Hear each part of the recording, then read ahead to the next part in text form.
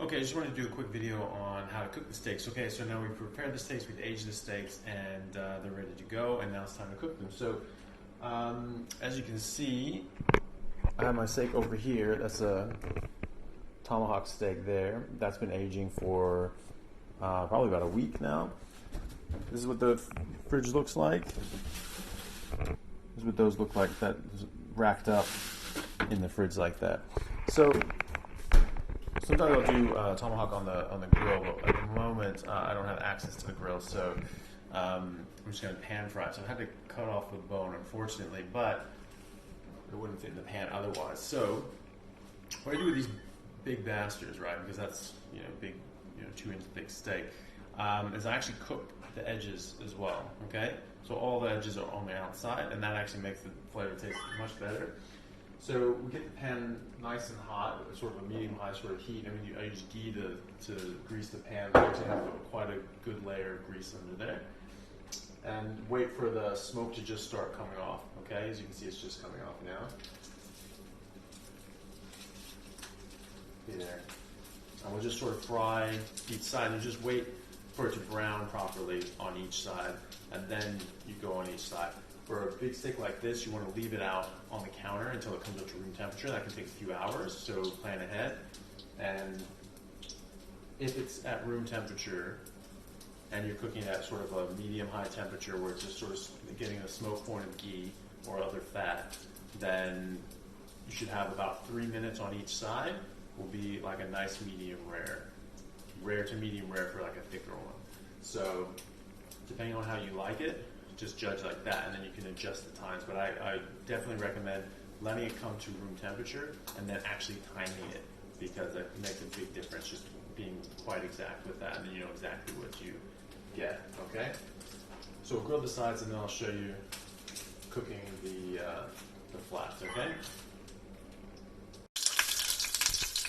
Okay, so here we are. We just flipped the steak. As you can see, it's sort of like nice and crusty, like on the sides there, sort of cooked there on those sides, there as well. I just cooked it on for 4 minutes on this side, just because I wanted it a bit more sort of crispy on that side. And then what you do, so now I'm cooking on the other side. I've got it timed again for 4 minutes.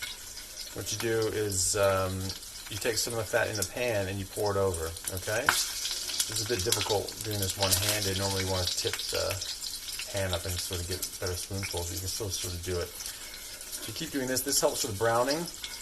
All right, that's a Maillard reaction. I talked about that in some of my other videos, but that's what's going on here, okay? So it helps with that browning, helps with the flavor, and the texture as well. It sort of gets like a crispy sort of shell to it, which is actually really good. It sounds sort of weird, but it's actually really good. So you do this, and as soon as that's done, we'll let it rest.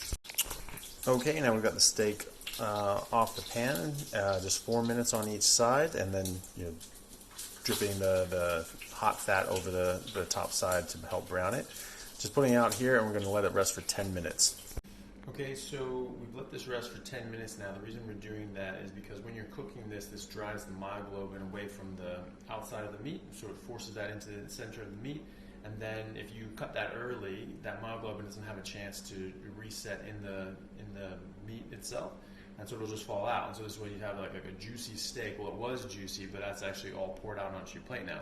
So you want to leave it for 10 minutes, and that cools down a bit, and so that myoglobin can actually go back into that area that's been cooked, that sort of grayer area towards the edge, and then that actually makes that actually juicy. So it's a much more tender, flavorful, juicier steak, okay? And just sort of cut into this here, so I'll show you, just slice it up. So you can see, a very nice medium rare, so that's like 4 minutes on each side, okay? And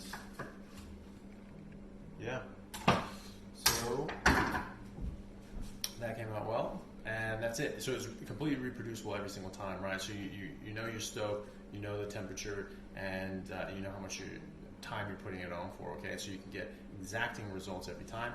And if you're aging the meat in the way that I described in my last video, then you're getting like literally like Michelin star quality steaks at a certain point once you get good at it. Every single steak, every single meal that you have every day. So I hope that was helpful. Comment below, so you give it a try yourself, and comment, let me know how you go, and any other sort of little videos or that you find might be useful, just let me know, and I'll come up with other things as we go. All right, thanks guys.